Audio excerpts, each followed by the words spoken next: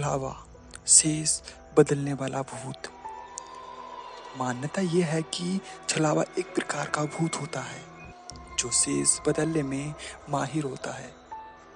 छलावा कोई भी रूप धारण कर सकता है, जैसे इंसान, जानवर और पशु। ये कहानी भी सत्य घटना पर आधारित है, जिसमें मात्र पात्रों के नाम बदल दिए गए हैं।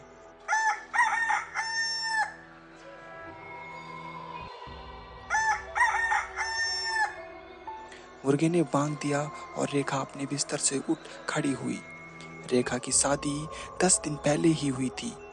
उस जमाने में घर पर टॉयलेट नहीं होता था। शुरू के कुछ दिन उसकी सासू माँ खेत में ले जाती थी, लेकिन बाद में पहले पड़ोसन की जेठानी साथ ले जाने लगी। आज जेठानी नहीं आई और सुबह हो गया। ये सोच कर रेखा अकेले ही खेत की तरफ चल दी।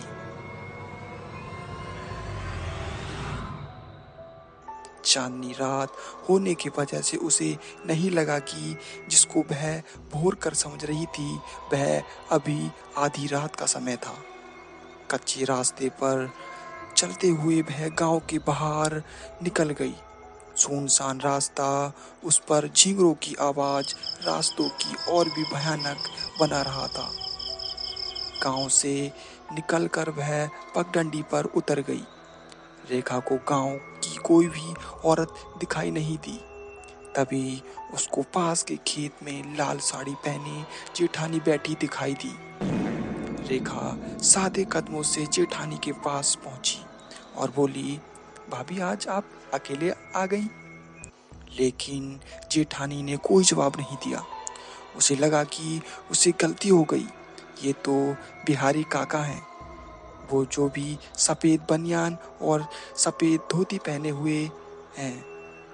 रेखा को अपनी आंखों पर विश्वास नहीं हुआ, क्योंकि वह उसे जेठानी समझ रही थी। रेखा तुरंत पीछे हट गई। शर्मिंदगी महसूस किया, आखिर काका मेरे बारे में क्या सोचेंगे। जैसे ही रेखा 10 कदम पीछे हुई, उसे लगा कि वो बिहारी काका नहीं, ये तो जेठानी ही हैं।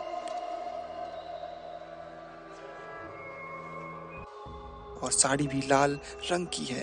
धुंध से उजलती रात में उससे ये गलती कैसे हो गई।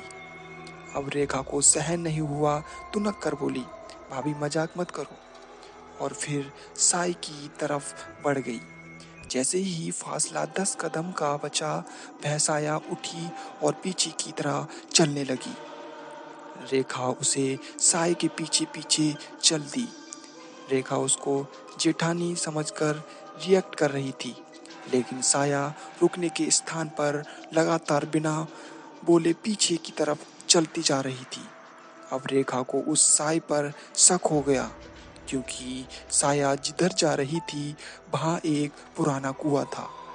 एक बार रेखा ने उसे कुएं के बारे में जिज्ञासा बस जेठानी से पूछ लिया था। जेठानी ने बताया कि वह कुआं भूतिया है। उस कुएं में कई लोगों की संदिग्ध तरीकों से डूबकर मौत हो चुकी थी। साया तब तक पीछे बढ़ती रही जब तक कुआं नहीं आया। रेखा और साया के बीच अब 20-25 फीट का फासला हो गया था।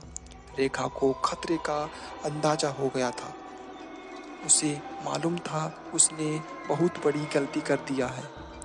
डर के मारे रेखा के पैर कांपने लगे, लेकिन उसने जाहिर नहीं होने दिया।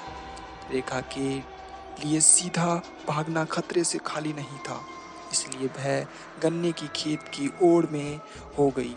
ओट से उसे देखा वह साया भी वापस उसके तरफ आने लगी थी। रेखा ने अपनी पूरी ऊर्जा समेटकर घर की तरफ दौड़ लगा दिया। साया भी उसके पीछे भागी। रेखा घर के दरवाजे तक जाते ही गिर पड़ी और बेहोश हो गई।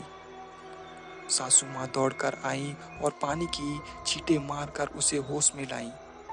किसी को नहीं मालूम हुआ क्या था। रेखा ने आप बीती सबको सुनाई। सब दौड़कर खेत में पहुंचे, लेकिन वहां कोई नहीं था। सासू माँ ने रेखा को बताया कि ये छलावा था। और ये छलावा दिमाग पर वार करता है। छलावा एक शिकार हिप्नोटाइज होकर उसके पीछे चल देता है। अपने कब्जे में लेने के बाद छलावा शिकारी को बड़ी बेरहमी से मार डालता है। सासू माँ ने आगे बताया कि अब तक ये समझ में नहीं आ रहा था कि कुएं में डूबकर मरने वाले सभी लोगों ने आत्महत्या की थी या उसका कारण कोई और था, कि आज तक छलावे ने किसी भी शिकार को जिंदा नहीं छोड़ा था। जो आकर आप बीती सुनाए। रेखा के साथ हुई घटना से रहस्य में पर्दा हटा दिया। धन्यवाद। कहानी कैसी लगी कृपया मुझे अपनी राय से अवगत कराएं।